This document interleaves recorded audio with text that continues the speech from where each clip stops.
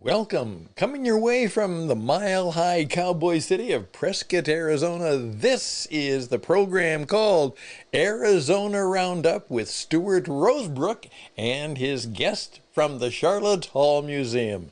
The program begins right now. Welcome to Arizona Roundup with Stuart Rosebrook at Sharlot Hall Museum in Prescott, Arizona. My special guest today is Mayor Phil Goode. Phil is the mayor of Prescott, Arizona. And Phil, welcome to the show today. Pleasure to be here with you, Stuart. Fantastic. Phil, let's just a little background.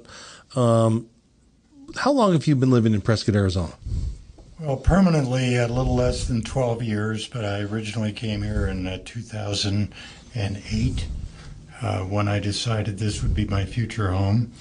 And I was trying to transfer my consulting business here, but I had some questions about the reliability of our commercial air service. So I had to postpone that until I had a more clear path to permanently relocate. Right. And so, like a lot of us, including Sharlot Hall herself, when she was a young girl, she moved here at the age of 13. Where did you grow up, Phil, before you came to Prescott, Arizona? Well, I was born and raised in Sacramento, California. I was a third-generation native Californian, but over my professional career, including deployments in the Army when I was serving for the Army in Vietnam, and then Colorado Springs with the 4th Infantry Division. Probably I had about 14 different relocations. All right. Including Texas and Colorado after military service. So that gave me an opportunity to see a very wide swath of the western United States. And in my professional career, I covered all of the hospital systems from probably the Mississippi River west, including Hawaii and Alaska. So that gave me a very broad exposure to different parts of the country. And boy, I tell you, when I first visited Prescott in the winter of 2008, I just fell in love with it the first time I visited. It has that charm, everybody's hometown, the mile-high city. I think that you come down Gurley and you park at the plaza and you walk around and you can look around and say, you know what, I can make this my home too. Yeah. And I think that's a good reason why it does have that moniker, everybody's hometown. Indeed. I think, having a life in which you've been well-traveled, you also can really know what you like. I know that I was born and raised in Southern California. My mom and my grandmother as well. My mom actually was born in Sacramento too. And I've seen a lot of the country, driven it a lot, lived on the East Coast and the Midwest. And I would say that living in Prescott, Arizona is just a real honor, and we love being here. And it's great to be able to sit down with you today and talk about Prescott as we are approaching our 250th anniversary of the country. You and I have enjoyed some good conversations the last couple of years about Prescott, its founding, and who it's named after. Right. And I think that that's a really interesting story because Arizona as a territory was a very organic event created by President Lincoln, sending the Governor's Party out in 1863 to found the territory just at the end of December 1863. Isn't that right? That's right. Because the discovery of gold and silver here in this location, there was a big concern that the Confederate organization and sympathizers down in Tucson would come up and acquire all the precious metals up here that I think President Lincoln wanted to make sure that the Union was able to control them for the cost of the war. Right. And President Lincoln was very far-sighted in terms of how he saw the building of a nation across the continent, passing the Pacific Railroad Act in 1862, the Homestead Act, almost at the same time period. And he created a lot of territories and states during his short, his one term. Right. And his partial second term. He really had an understanding, I think, in studying the great writers and leaders of the country and what their vision was. I've always thought that he had a very Jeffersonian vision for the continental United States. And so this the Governor's Party arrives in Arizona at the end of December 1863 and makes their way across northern Arizona and then down from probably around the Williams area and works their way down through Chino Valley, eventually settling. First, there's an encampment at Del Rio Springs at an original Fort Whipple. And then the miners, all the miners. Not much of a fort. I think it's just some of the military that were accompanying the founding group there decided that they had access to grass and water, and that would be a good place to go. But they realized they had very little access to lumber to be able to construct something, and they wanted to be closer to the mining locations in Hassayampa River and over in Lynx Lake and those places. So they decided to move closer to the mining operations to be able to protect them. Right, the miners that had come in on the Walker Party, they were up and down all the drainages, Granite Creek, Lynx Creek, down along the Agua Fria, the Big Bug. They were in the Hassayampa. They were up and down the Bradshaws and into the valley here. And the Governor's Party, obviously they're looking for a place to place the flag and create a territorial capital. Now, obviously, the town could have been named Granite Creek or, Lynx or, Graniteville, right? But instead, the name is given this very proper, very, American name of Prescott, but it's not Prescott. No. But there wasn't a Prescott or a Prescott in the Walker Party or in the Governor's Party or in the military, amongst the Army soldiers that settled here. So how did they decide to name our territorial capital Prescott? Well, they brought a large selection of books that they were going to use for probably the governor's residence and maybe establish a library of some sort. Well, within that collection of books, they also had something called the History of the Conquest of Mexico, because as they started to discover some of these Indian ruins in the area, both John Goodwin and Richard McCormick were New Englanders. And William Hinckley Prescott was an internationally renowned historian at that time. So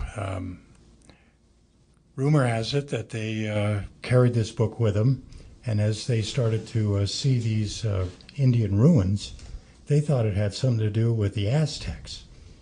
So because of William Hinckley's authorship of that book. So as they started discovering this, they figured this had something to do with the Aztecs, and they knew that this great world-renowned historian, William Hinckley Prescott, had written that book. So they decided, let's name this city after William Hinckley Prescott because of all these ruins that we think are connected with the Aztecs, although they weren't. Right. But nevertheless, that was their conclusion. Well, I think that's fascinating, and the fact that I don't know if anyone in 2025 would think that a governor's party rolling across the country, knowing that they only had so many wagons and so much weight, but actually bring with them a trunk of books to read along the way, or have at least when they got to their final destination. I think that says a lot about that era, and I think we should give a little more credit to that group of men who came out here to settle the territory of Arizona. I would imagine if you were going to be named the governor of a new territory, you'd like to have at least some books to reference when you're deciding how to generate the Constitution and the laws and everything else that would have to be created to create a government in this kind of wilderness. Right. Well, we're going to take a short break here and thank our sponsors. Then we're going to come back and we're going to talk a little bit about why we call it Prescott, not Prescott. At Foothills Bank, they're not just about banking. They're about people, community, and building futures. Whether you're managing personal finances, growing your business, planning for retirement, or buying your dream home, their friendly team is there to guide you every step of the way. Stop by your local Foothills Bank today. It's more than just banking. It's a partnership for success. Foothills Bank is a division of Glacier Bank, member FDIC, equal housing lender.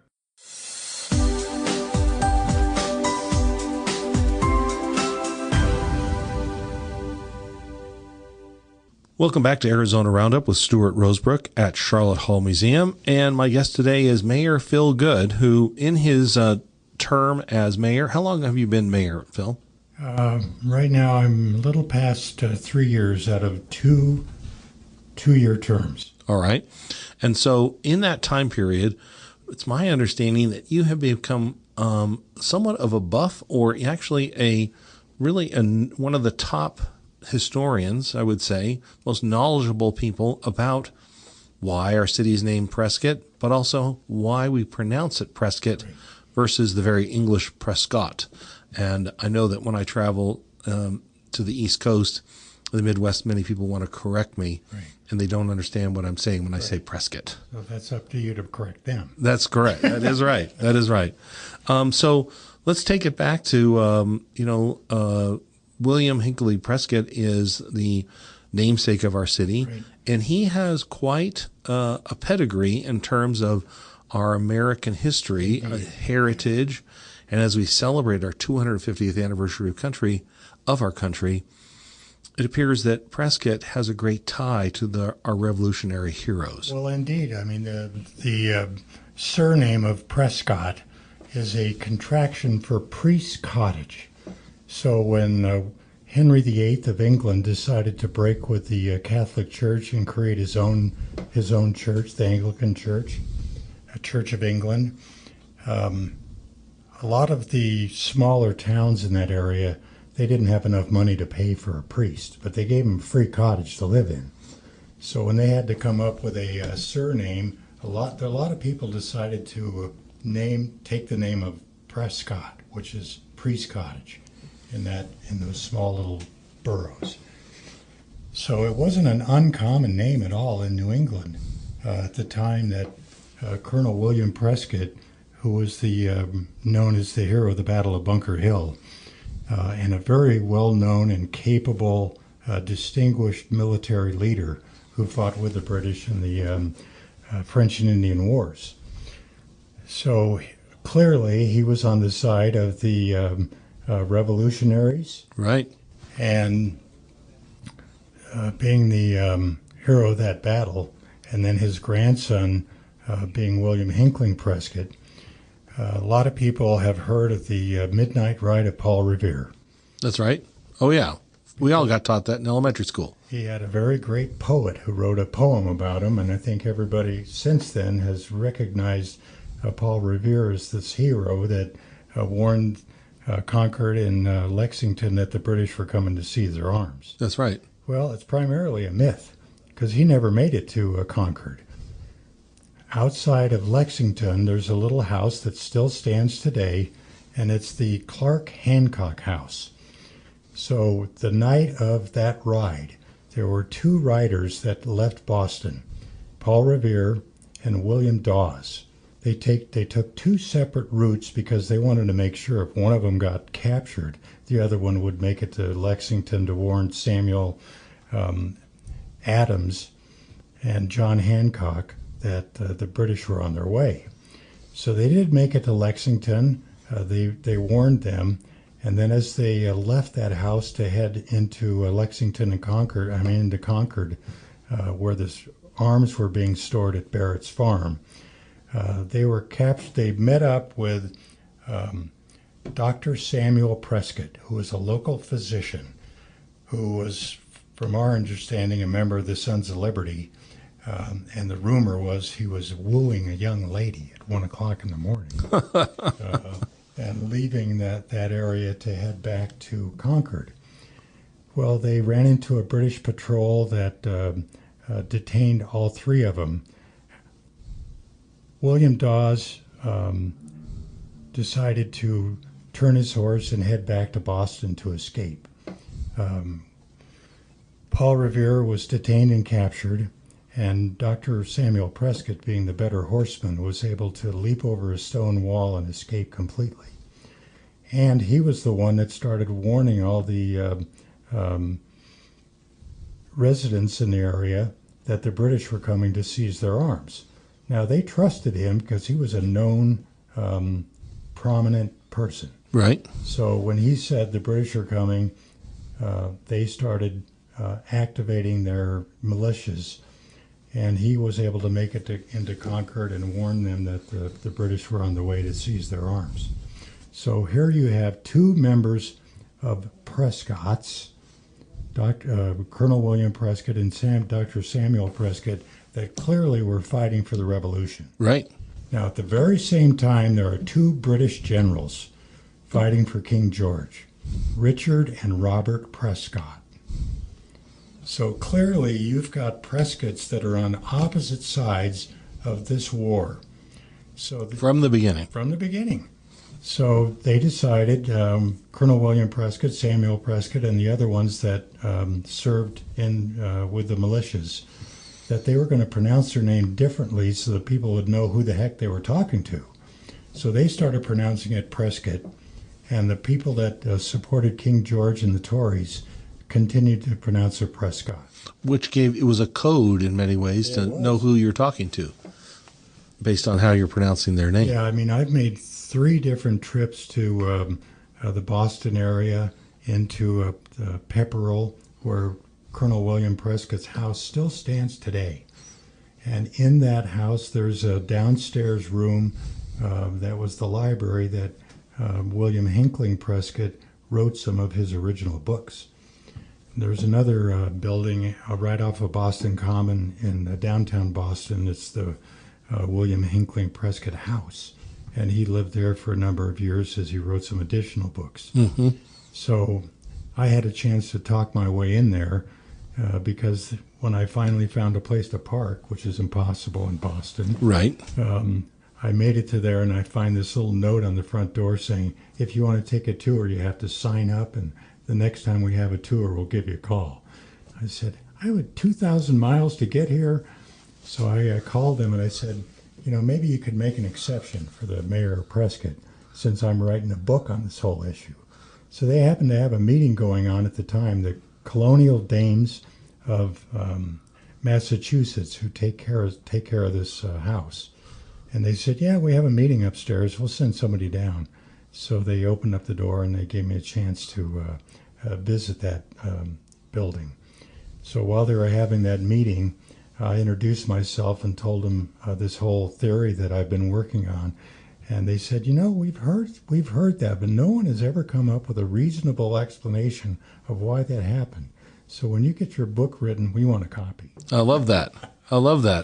So I think that one of the most interesting parts of this as we celebrate AC 250 is, as a city, this really, I believe, should revitalize our understanding of our past, where we came from, but also it's one of those opportunities possibly to add another sister city to Prescott, or at least invite the dignitaries of those who oversee the Prescott heritage back in Massachusetts to join us out here for some of our celebrations. Yeah, I mean, I'd love to make Pepperell a sister city.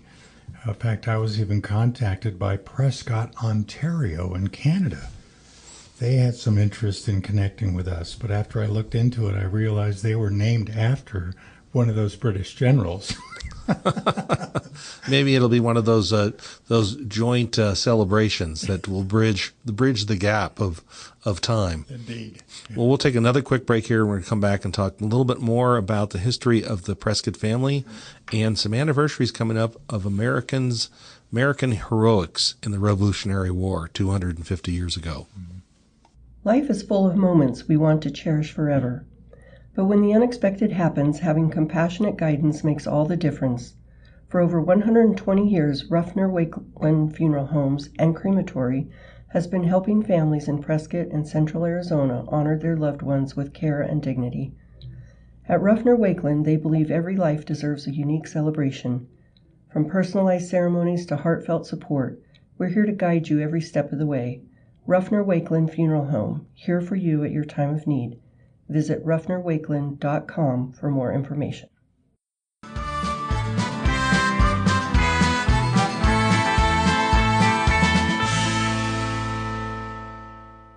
Brooke at Sharlot Hall Museum, and my guest today is Phil Goode, the mayor of Prescott, And we're having a great time today talking about the city's ties to our Revolutionary War heroes, the founders of our country, those who fought for our republic. And we are in a 250th anniversary cycle right now. Obviously, we're looking forward to the 4th of July here in Prescott and the upcoming the world's oldest rodeo and all our 4th of July festivities here. It's always been an important part of Prescott's history from the beginning. And we, but in celebrating our independence and the 4th of July, I think for a long time we haven't understood our true ties to many of our revolutionary heroes.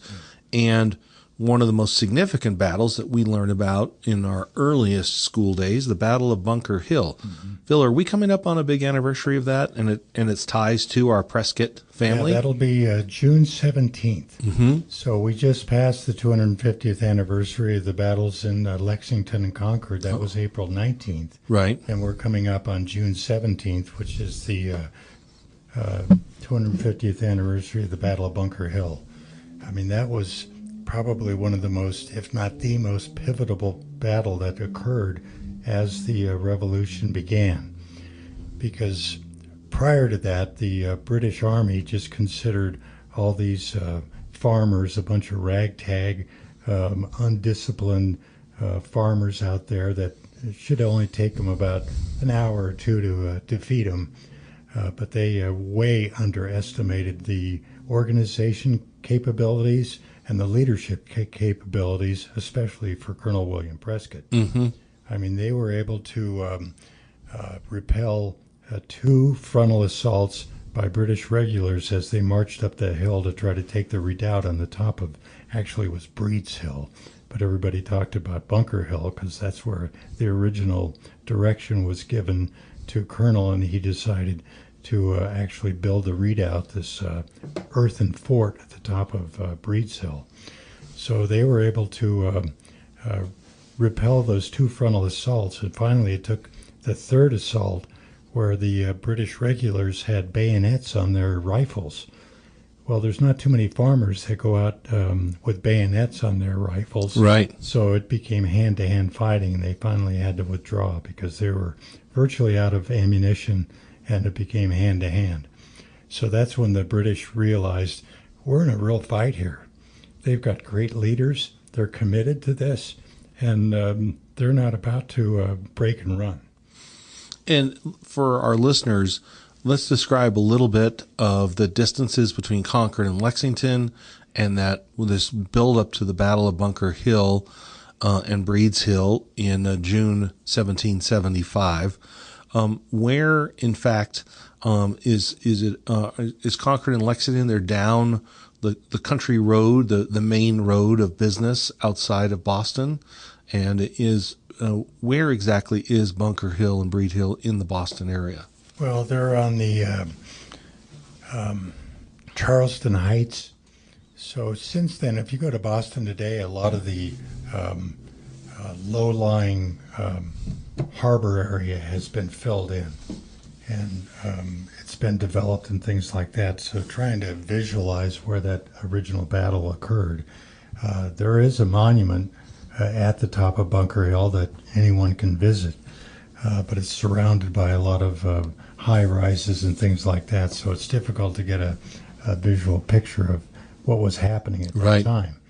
But it took Lexington and Concord are kind of north or west-northwest, and of course there's no direct straight road. There's a lot of these country roads right, that take of course, a while to get there.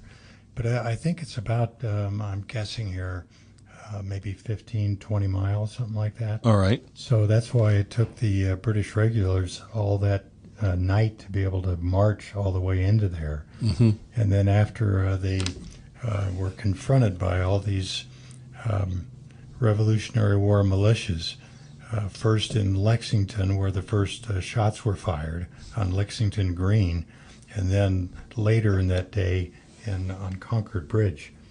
And then after all these militia people from Acton and all these small little surrounding communities were able to form up, and then they started firing at them as the British realized that they were outnumbered, and they started retreating. And behind every tree and bush, there was another militia guy that was taking pot shots at them. Right. And it took them a long time to get back. They lost a lot of soldiers. And so by 250 years ago at the Battle of Bunker Hill, the one of the heroes of that battle is William Prescott. Right. And is he a cousin, a second cousin of our? How is he related to our? Well, he's Prescott. I think like a second cousin. He's not directly related linearly, but he is related. I think he's like a second cousin. Mm-hmm. And so throughout the war, do we have Prescott's leading the Revolutionary forces for the remainder of the war? He continued to play a major role in leading a lot of those forces in that general area. I went back to Pepperell, and they have a monument there, and right across from their town hall that lists all of the Prescotts that served in the Revolutionary War, and there's quite a few. And is Samuel Prescott did he serve also in the war? He continued to serve as a physician and ended up serving on a privateer that apparently was able to interdict some other supply ships and be able to take those supplies for the use of the Revolutionary War Army. But eventually he was captured and interned on some kind of a prison on Nova Scotia, and apparently he passed away there. There's no further recognition of what happened to him. Right. But from everything we can tell, this is a very educated family, and obviously citizen leaders from the beginning. And so William Prescott himself, our namesake of our town, he himself is a highly educated young colonial, comes out of a long family who are leaders in the community, educated, and in our new republic, he himself follows in the footsteps of his family members. Yeah, they had close relatives that were attorneys and pretty successful. So that allowed him to really concentrate on his writing. However, he lost parts of his eyesight when he got into a food fight at Harvard University. Got hit in the eye with a piece of bread. That's Imagine horrible. that. And he lost part of his sight, and then it continued to deteriorate over time. So on the third floor of that building in Boston Commons, you can see his writing desk, and he had all these different shades on the windows so he could control the amount of light that came in, because he could only really work in low light. And he had this apparatus that allowed him to put a sheet of paper on, and then he could keep track of where the lines are so that he could write on that and then have his secretary translate it. So it's a pretty interesting location. Pretty remarkable then when we think back about what he, as a writer, what he produced in his lifetime. And we're going to take a break here and come back and talk a little bit more about William Hinckley Prescott and AZ-250 here in Prescott, Arizona. Are you looking for a fun, educational outing? Sharlot Hall Museum isn't just a history display. No way. It's a real experience, from the Prescott Indian Arts Market to Charlotte's Cellar, living history adventures, author presentations, and a lecture series for those of you who take some things quite seriously. That's right, there's something for everyone. So uncover the past and create new memories, and maybe have some good ideas for the future. Do it today. Visit charlottehallmuseum.org to see our full event lineup. And we hope you'll come, and hopefully we'll see you soon.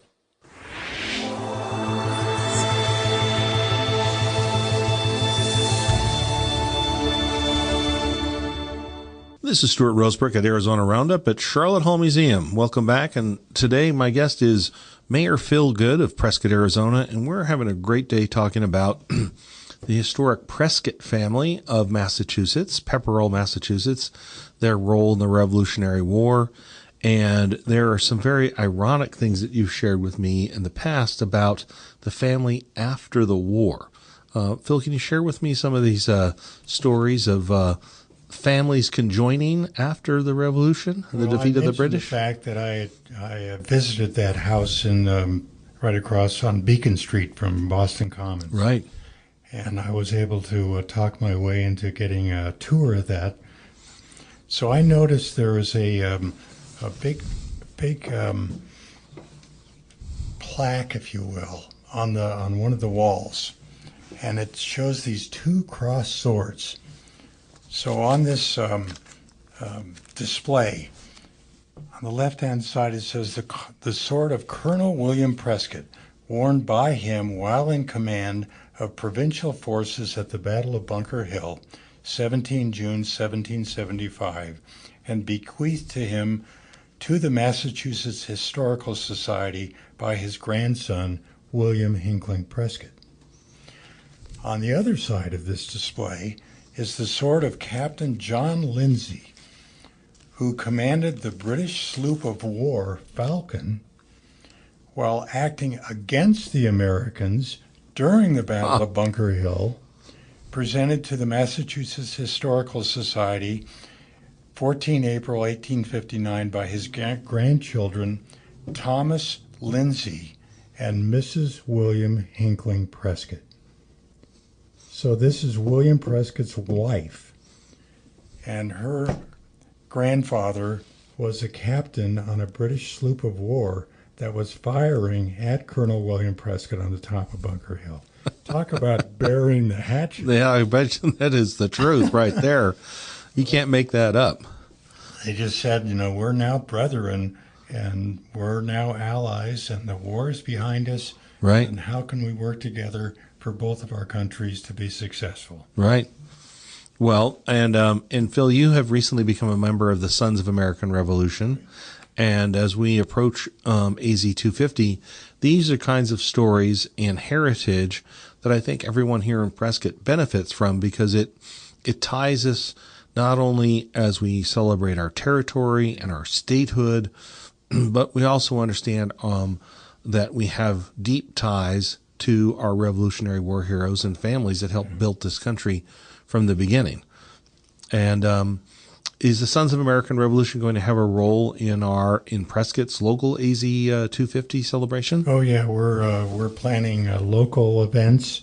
I know we were down at the state capitol when they had a event down there honoring Arizona 250. And it was really amazing to me, because I always thought my lineage I was an Irish Paddy. But I found out through looking at the Sons of the American Revolution website that it has a very effective genealogy component to it. So I decided to type my name in there.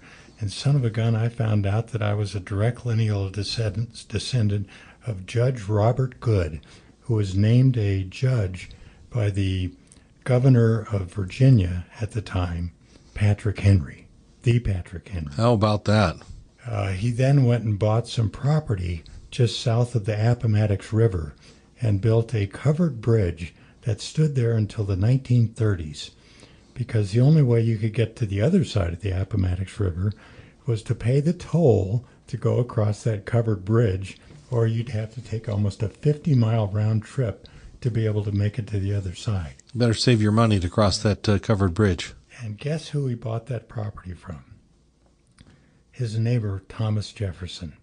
How about that? Isn't that remarkable? That is remarkable. Now, I talked to an author that had done some work in that area, and I said, that doesn't make sense to me. Monticello is like 60 miles away. And he said, well, it could definitely be true, because Thomas Jefferson's father was a surveyor. All right. And when he surveyed these different areas and came across a property that might be available that'd be very valuable, he acquired that. So Thomas probably acquired that property from his father. Well, and a lot of as you study the settlement of the Americas by those who are entrepreneurial or audacious in their going west, people would look for those river crossings, those ferry crossings, the important places where there was water, where you could build a livery and make a little extra money. So I think that's very interesting about Jefferson's father, the foresight he had to have owned the property of that crossing. Yeah, and the bridge abutments that bridge stood on are still visible today in the Appomattox River. So I think one of the things I'm coming to a conclusion on is there's probably at least a small little guidebook on the history of Prescott that ties in the names of some of our key streets here that were inspired by William Hinckley Prescott's book, for things from Montezuma and Cortez and others. Obviously, in the area, we later on, Grace Sparks helped influence the name of Montezuma's Castle, National Monument. And so this influence of Prescott in the area and his great book. And what is the title of that book again, Phil? That people can still buy it online. It's called The History of the Conquest of Mexico. So it's still available in a paperback. And he was a bestseller, wasn't he, of his era? This was a hugely successful. William Hinckley ended up dining with the heads of Parliament in England. He was introduced to Queen Victoria in her court. I mean, he was really, really well known. That's why I think Richard McCormick and John Goodwin were very aware of him. Mm-hmm. So when they decided to go ahead and lay out the street grid pattern in Prescott, that's why they named some of these streets Montezuma, Cortez, even Marina didn't have anything to do with the ocean. Right. Her name was Donna Marina. She was a kind of a royal level Indian under Montezuma, who was the head of the Aztec Indians, and Cortez brought with him her so she could interpret for him when he moved into southern Arizona. Right. Montezuma, the king of the Aztecs, right? The emperor of the Aztecs. Oh, yeah. Well, I think it's going to be very interesting for us to have you back on and talk more about some of the celebrations being planned for this summer as well as next summer for our Arizona 250th.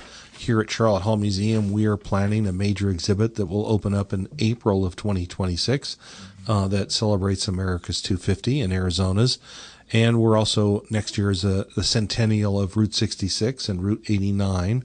And I think that we have a long, nice lineage of history to celebrate here. Indeed we do. And coming up a little bit after that, I have been told the Hacienda Hotel will have its centennial in 27, and our museum will celebrate 100 years, June 11th, 2028. And we invite everyone to come out for a free day this June 11th for some cake as we celebrate our 97th birthday here at Sharlot Hall Museum. And when they arrive, you were here for a special day, and I think we can end on this special day we had April 11th, 2025, with the Daughters of American Revolution, and we planted a beautiful Liberty tree. Yeah. What a tradition of our country, and for organizations like the Daughters of American Revolution, the Sons of American Revolution here were represented, and Sharlot Hall has had a relationship with both, and the DAR actually, they donated our flagpole on July 4th, 1929.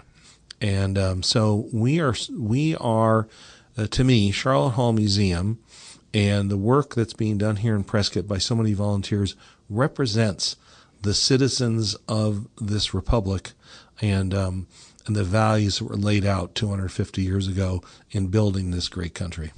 And when somebody says, yeah, I know I have to pronounce it Prescott, but I don't know why, now you know why. Now you know why.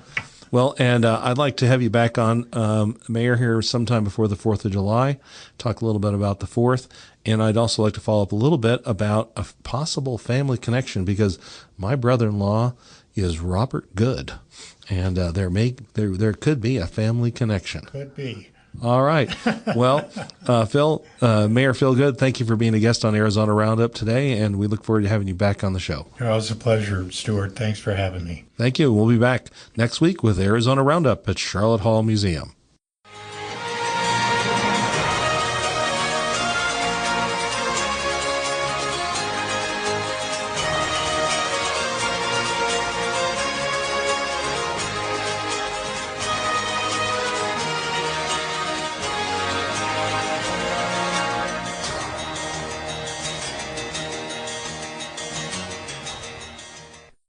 Well, that's a wrap, folks, and thank you very much for being with us on Arizona Roundup with Stuart Rosebrook.